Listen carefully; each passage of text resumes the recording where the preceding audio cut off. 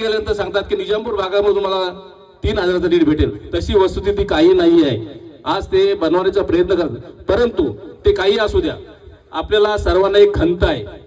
आपल्या जर विभागामध्ये शेटने जर कामं केली असतील किंवा आपल्या गोरगरिबांना इथं मदत केली असेल, ते एक प्रचंड चीड आपल्याला मनात आपल्या सर्वांची पाहिजे। ती अशी, आज नगरपालिकेच्या निवडणुकीच्या अगोदर करोडो रुपयाची राजू शेठ साबळे यांना कामं दिली।